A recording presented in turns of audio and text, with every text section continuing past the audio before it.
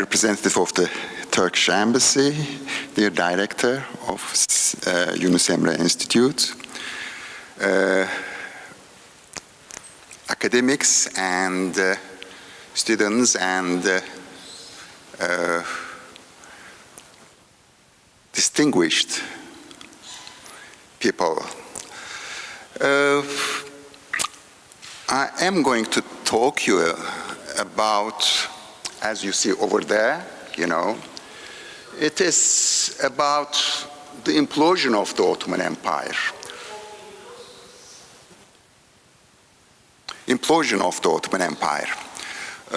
What do I mean by implosion of the Ottoman Empire? Let me explain it first of all. You know, it's not the political history or a diplomatic one or the military history. It's about economic and social issues related to the First World War. And that's why I'm not using the dismay or the decadence or the fall of the Ottoman Empire, but the implosion, as you'll see, it is about the internal mechanisms which failed, you know.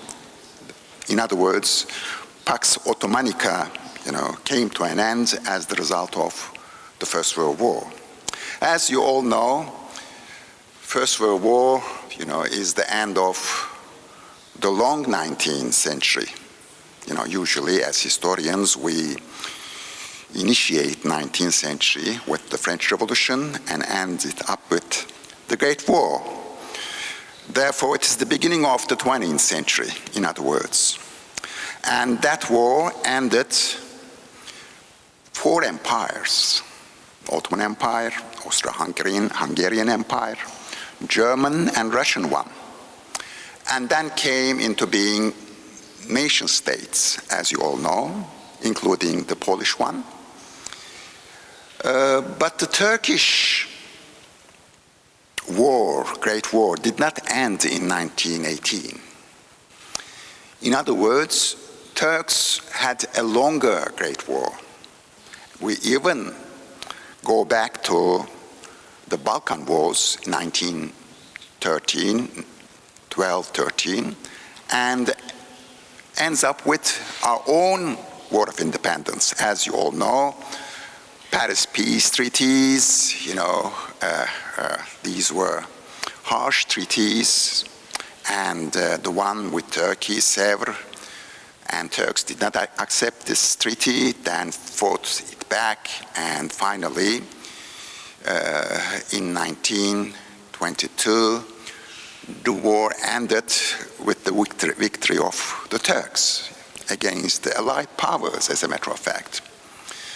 But the price we paid was quite high, I must admit.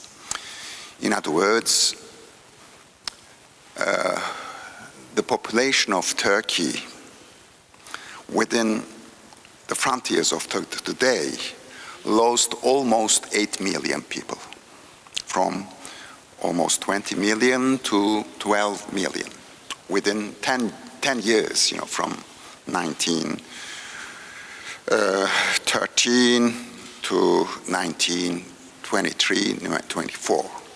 Now,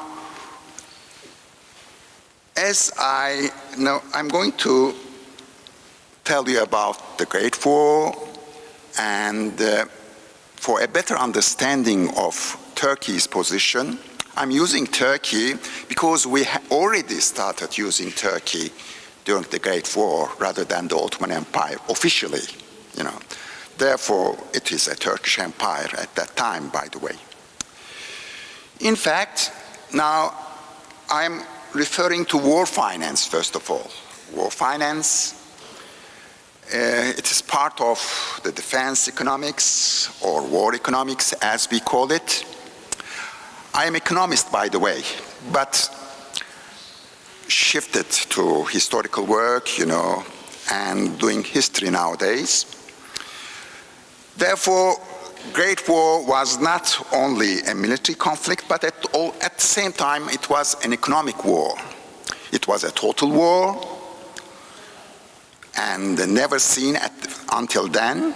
It's a total war which affected not only the fronts, but the people at large, behind the fronts as well, And therefore, financial mobilization played an important role, crucial role in the First World War, And I'm going to account for this financial war in broad lines, Now we have allies on the one side and Central Powers on the other side.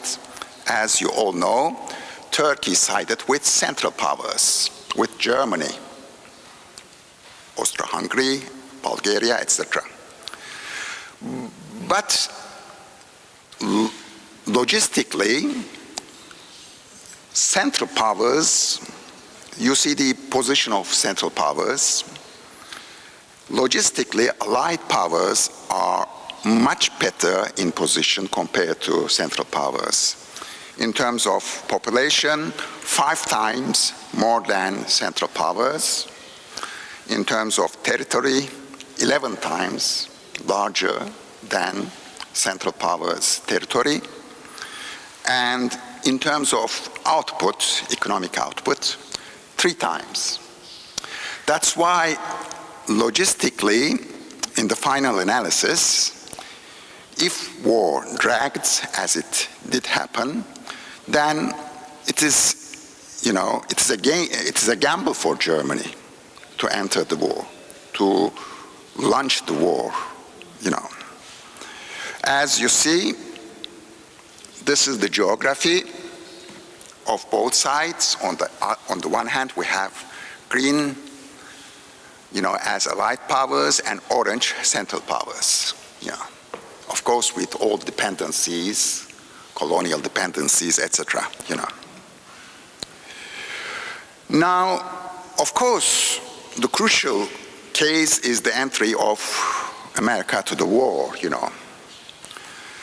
And as America entered the war, the advantage in output grew further on the side of the Allied powers, Therefore, 1917 is the decisive year, for the war, In fact, America replaced to a large extent Russia. Russian Revolution took place, and therefore Russia did not continue to the war due to the revolution, and Allied population and territory declined, but the output from economic point of view, as United States entered the war, the case of the Allied powers increased further. In fact, we are talking about Allied superiority in the war in terms of the resources, and therefore Germany did not seem to have much hope as war dragged,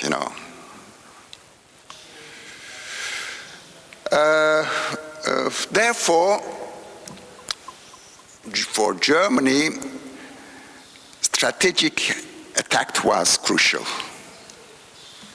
In fact, using a surprise attack in the West, of course, militarily, Germany had higher quality at that time, and therefore, Germany envisaged 6 weeks for the victory. 6 weeks, at the end of 6 weeks, German armies will conquer almost not only the western part, but Russia as well, But the chances of victory could only diminish over a longer span of time due to logistic issues. In fact, as war dragged, economies would be mobilized on each side. In other words, war economics is going to be dominant in both sides. and balance of resources would count for more and more. In fact, therefore, central powers fade, is sealed to a large extent, and this especially after the entry of the United States in 1917. Meanwhile, in terms of economic performance during the war years, Allied powers fared much better than Central powers. As you see, in wartime, the British and American economies expanded by over 10%. As for Italy, economy kept going and did not collapse, but Russia, we already seen Russia as the result of the revolution, collapsed. So did France, as a matter of fact, in 1917, And as for Germany and Austria-Hungary, the economic situation worsened in terms of GDP, gross domestic product, and productivity. Here we have the wartime change in real GDP, gross domestic product, from 1914 to 1918, as you see, United Kingdom and USA increased quite a lot compared to Germany and Austria, and we have France over there. As for Turkey, for the Ottoman Empire, we don't have detailed account, but from the statistical data, we deduce that Ottoman GDP decreased by 30 to 40% during war years. By the way, in those years, there is a new economic model in the making, regulation. In fact, during the 19th century, deregulation dominated in the capitalist world. But as war started, almost all countries, in all war-waging countries, belligerent countries, state interfered in economic affairs.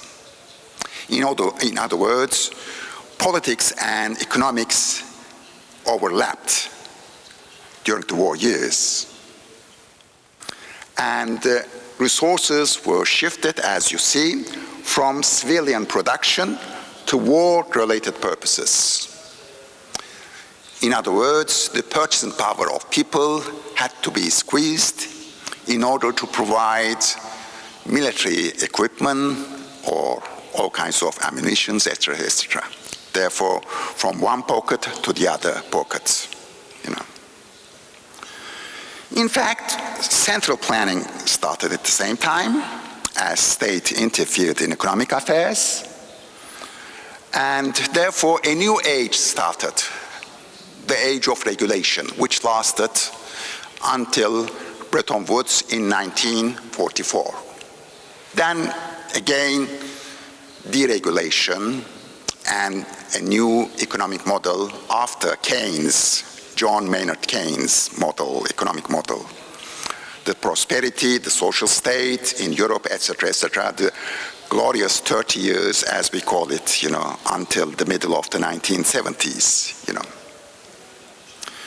Now, here you see the interference of the state intervention, regulation, and the share of government spending in national income. It went up from 8% in Britain, for instance, to 37% of the GDP of national income. In the United States, as United States entered the war in 1970, it went up from 2% to 17%. In Germany, from 10% to 59%.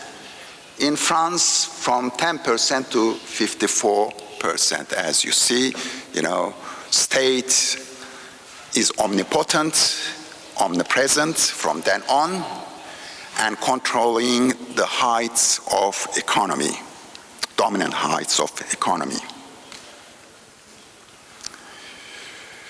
Now, how to finance the war? This is the big issue, you know. First of all, you may levy taxes, war taxes, upon the people, you know. This is one method. Or you may borrow from your people to pay back after the war. This is the second option. And the third one, as you see, you can borrow from the central bank. In other words, this means printing money. It is an inflationary method, as a matter of fact. In fact, theoretically speaking, now we have three choices, you know, three methods of fiscal and monetary measures to be used in war. On the one hand, we have taxation, war taxes, then domestic foreign loans, domestic or foreign loans. You know, you may borrow from your own people, or you may borrow from United States, as did, you know, Allied powers in those days, or borrow from central bank, which means printing money, you know. But of course, the methods are not mutually exclusive.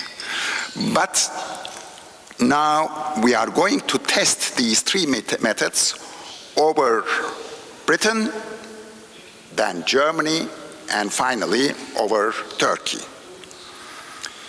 In fact, but in order to implement all these methods, or in order to levy taxes or borrow money from your people, you must have a certain flexibility on the one hand and reliability on the other hand, in order to borrow money from your people, population, for instance.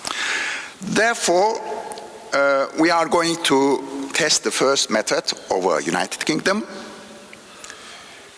and then the second method over Germany, and the third method over Turkey or Ottoman Empire. Now let's start with the United Kingdom, you know, the first method, you know. It is already, United Kingdom was already a fiscal military state and capable of mobilizing a greater amount of financial resources. In other words, you know, transferring purchasing power from civilian population to war for economics, and this through mainly war taxes. In fact, we are talking about the importance of tax revenue. In fact, already before the war, tax revenue had been about 4 times as important as non-tax revenue to total revenue generation in Britain, you know. And this proves the relative importance of taxes, you know. And that increased during the war years, you know. In the first fiscal year of war, revenue funded only 40% of expenditure, and the government had to turn to other sources to finance to make up the gap, you know. In fact, we down there, we have this budget deficit already, you know, compared to the gross domestic product. But the crucial policy of the United Kingdom was to shift from indirect taxation to direct taxation. This was the main method of getting further income for the state. In fact, we had already indirect taxation, mainly through customs and excise the duties. They doubled. Of course, they did increase as well, but crucially, they increased property and income taxes. These are direct taxation. In fact, property and income tax revenue, you know, increased more than 6-fold. And their share of total revenue increased from under a quarter before the war to a third or more during the war years. Further than that, United Kingdom increased or enlarged tax net. In other words, taxed further people, And this through, lowering down the exemption limit from £160 to £130 already in 1915, or indirectly through inflation. More and more people are taxed in Britain. In fact, this standard income tax rate, was doubled to 12%, from 6% to 12%, in the first war budget of 1914. It raised progressively throughout the war and finally reaching 30% already in 1918. In other words, tax net enlarged, and so taxpayers, the number of taxpayers increased from 1.1 million to 3.5 million. This is how Britain financed the war, in other words. We have now wage earners being taxed, They became liable for tax between 1916 and 1918. Further than that, we have other taxes. For instance, the companies, for tax companies, we have excess profit duty, and which is crucial for the income of the state. And it is the most important tax, as a matter of fact. The rate was initially 50%, then increased to 60%, and finally to 80%. And this was a third of total revenue, by the way, this tax, this on companies. And further than that, as I mentioned, Britain as well, Great Britain or United Kingdom as well, did raise money through borrowings, but it is limited compared to Germany, for instance, that we are going to see now. These are the posters of war loans, borrowings of British people. And finally, the last resort for Britain as well, expansion of money base. To some extent, they printed money as well. But mainly, it's through tax revenue that they financed the war efforts.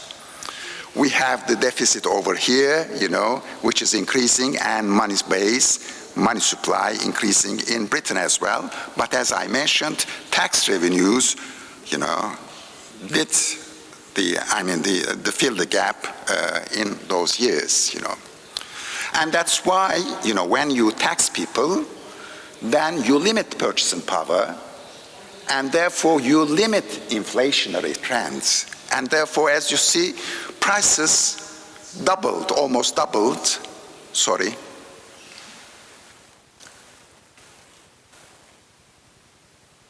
prices doubled from 100 to 199. This is quite reasonable. Now, let's see Germany, the second case. In the second case, it is a debt-oriented method that I was just telling you about.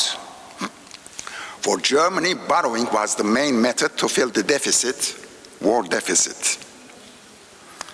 And therefore, German finances less sound and more prone to inflation.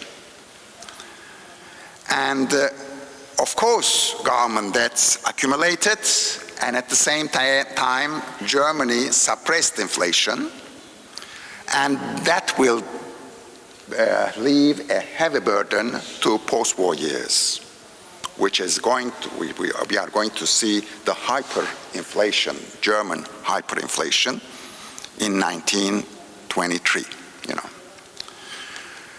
Now, this is closely related with the strategic plan of German General Staff, which is already prepared in 1905.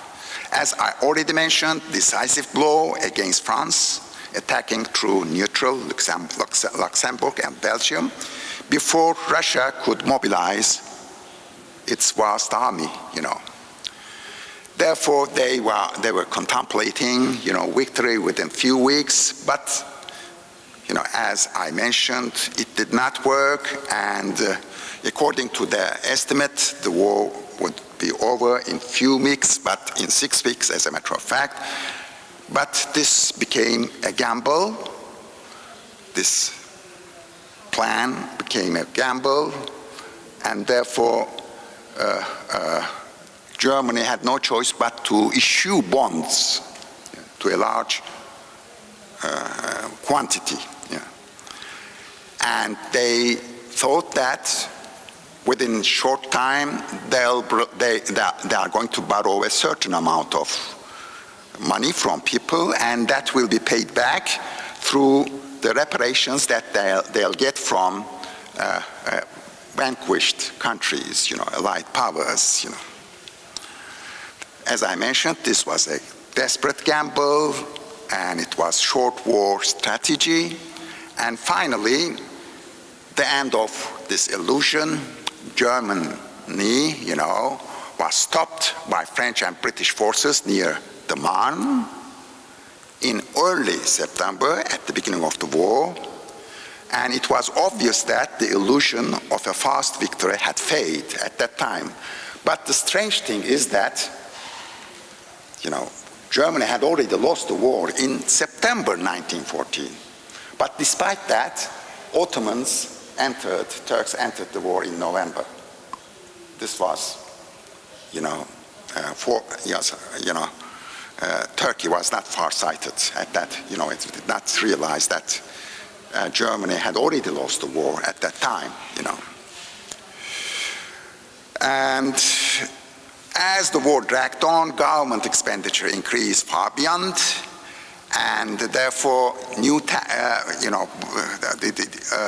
the taxes were insufficient to finance the war, and the ordinary budget through taxes just met 13% of total expenditure from April 1914 to March 1919.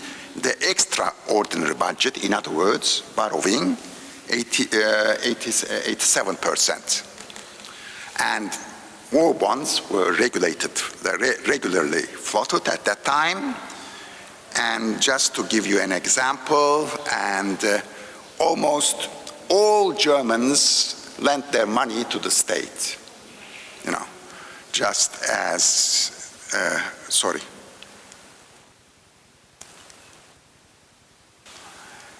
In fact,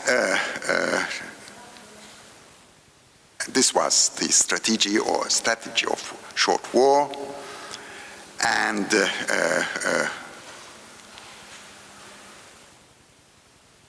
war,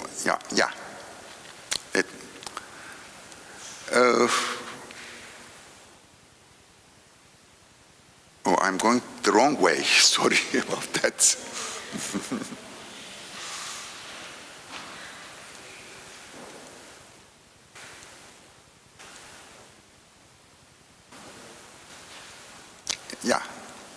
It was the end of illusion. We saw that one as well. Poor tax base of Germany, which obliged Germany to issue bonds. And the first bond loan in September 1914, and almost 2 loans every year in March and September, and the last one in September 1918. And of course, huge propaganda for these loans, and they were quite successful. These are the posters of these, loans. And as you see, originally it was 1 million subscription, but it went up to 7 million subscription already in March 1917. And As the number of households is 14 million, this means that almost half of the households lent money to the state at that time. And finally, this is the German wholesale and food prices, and the prices, were reasonably kept stable, as you see over there, going up to 143 in wholesale prices, food prices to 229, from 100 to 229. But after the war, as you see down there, this is the hyperinflation. Hyperinflation, the national debt, as you see, from 5 million to 156 billion in 1918. This is the hyperinflation, and German middle class savings evaporated. This brought Hitler to power, by the way. The disappearance of the middle class in Germany.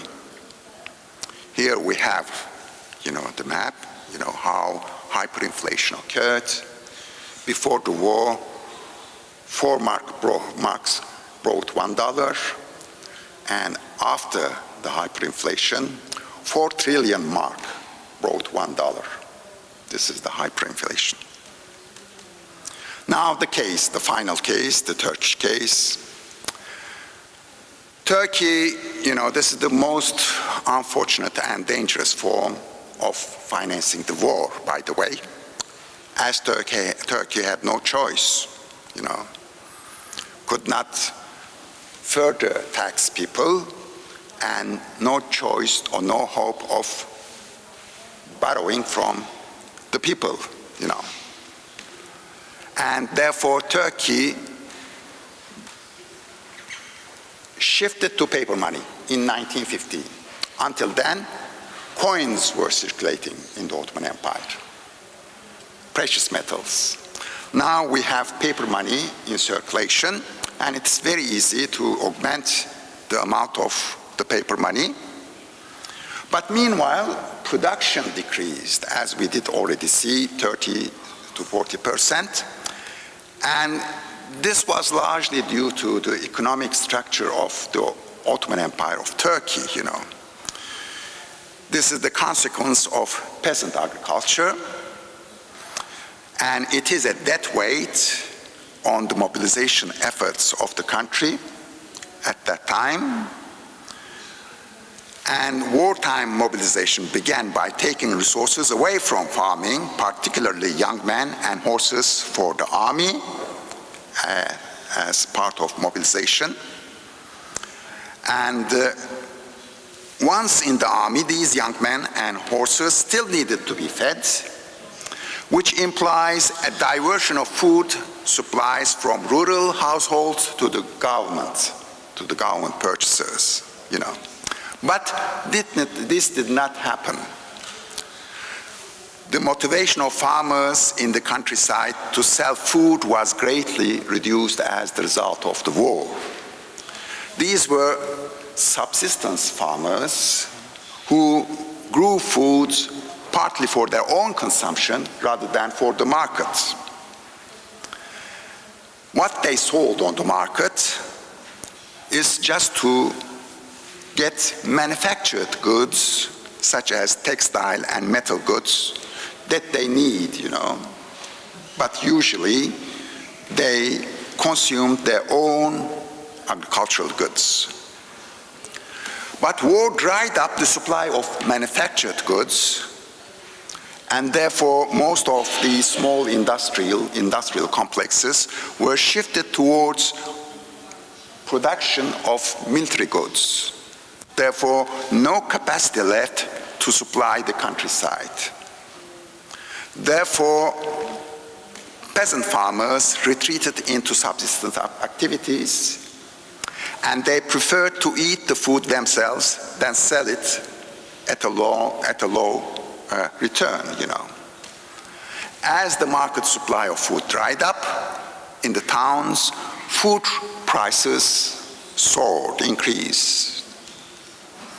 In fact, Then the government stepped in and tried to hold prices down, creating excess demand and scope for a black market. Output and consumption tended to fall further. The economy began literally to disintegrate as war further, channeled all efforts to the fronts. In fact, aware of unequal distribution of food, public opinion blamed speculators, war profiteers, or incompetent government officials. Meanwhile, the government began to ration food, distribution of food. And here we have the deficit of the Ottoman budget, huge deficit, as you see, and compared to, this is the income, and this is the expenditure, and this had to be met through paper money, the issuance of paper money. And the government printed large amount of paper money, a total of 161 million Ottoman lira, and that of course affected the demand side, and huge increase in demand, and meanwhile paper money circulated all around the Ottoman Empire, and the volume reached 161 million already by the end of the war. And so the coins lost value in those years, and that affected internal exchange rates between gold currency and paper money, paper currency. And the exchange rate between paper money and gold currencies and silver currencies worsened, as you see, from 120 piastres to 400 already, then 500. And further in Anatolia, in further, distant places of the Ottoman Empire, in Bursa, Izmir, etc., we have the list here, exchange rate of gold lira against paper money. This means inflation, in other words, inflation in the Ottoman Empire. In fact, we have this paper money circulation compared to other countries. Turkey led the way in printing money during the war years, In other words, emission did fuel price rises in those days, and so Ottomans, in other words, Turks, invented the inflation. I have an article on that issue, as Turkey invented the inflation. Until then, we didn't have such huge price increases in the world. As we'll see, prices went up, 20 times during the war years, whereas in Britain, twice, Spiraling prices and further difficulties in provisioning urban centers, especially during the last 2 years of the war. And the cost of living index increased more than 20 times from July 1914 to the end of 1918. And the annual inflation rate, as you see over there, 406 for 1917, and remained unmatched in Turkey for the rest of the 20th century, the highest one, And you see here consumer price indexes in the Ottoman Empire in Turkey from 1914 to 1918, huge, more than 20 times, That created, of course, income inequalities within Ottoman society. Now we have haves and have-nots, On the one hand, impoverished people. On the other hand, we have war profiteers. And therefore, suddenly, Ottoman Empire, Turkey became class-based society within the war years, I have 2 books on the issue. For instance, you see This is the first one here. We have the war profiteer, the caricature of war profiteer, and the impoverished civil servant over there in the second book. They are both, telling us about war economics during the First World War. In fact, this brought with its strain, this regulated economy and Turkish market mechanism dislocated in the war years as the result of the inflation and speculation and black marketing. And that created some kind of crony capitalism in Turkey during the war years.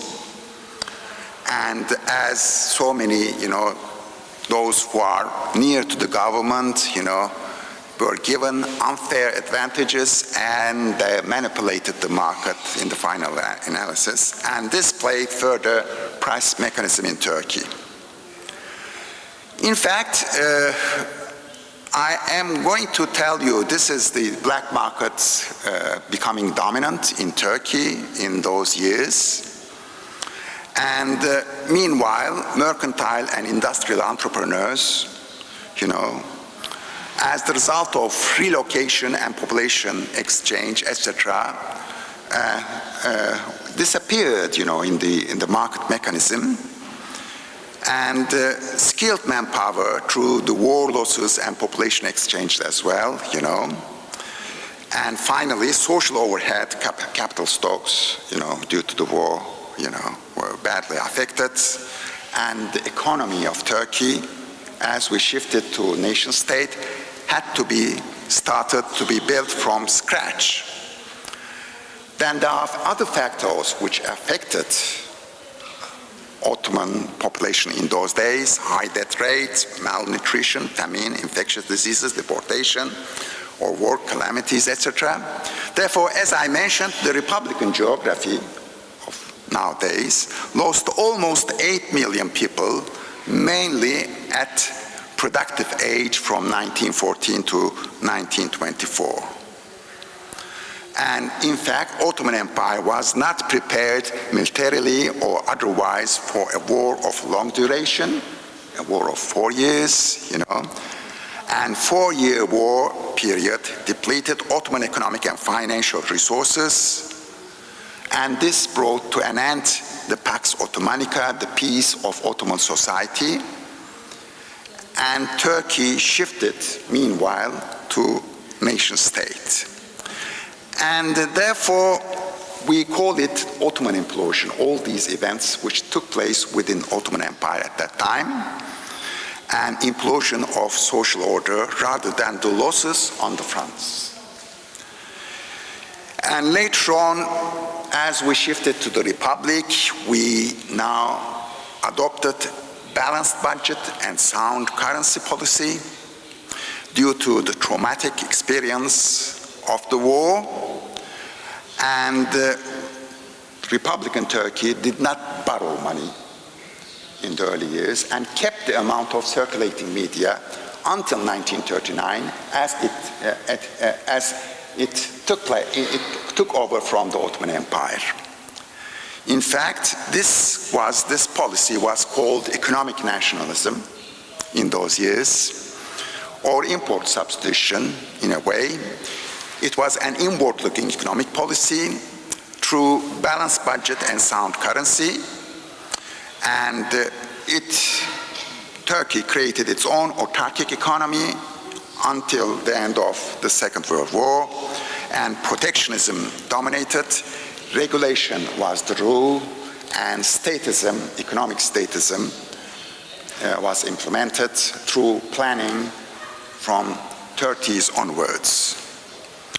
This is the paper money that I was just telling you about, circulating, and this was the first time that Turkey used paper money at that time, And before that, of course, we did have Ottoman banknotes, for instance, but these were not circulating media. It was just a kind of paper exchanged between merchants rather than real circulating media. I think that's all for my part. You know, this is how Turkey, you know, the Ottoman Empire collapsed, you know, through economic and financial, you know, impasses through the First World War. And that's why the policy of the Republicans was to reverse all these policies, and therefore a new economic model emerged in the 20s, in the 30s. Thanks a lot for listening to me. Thanks for them. Yeah.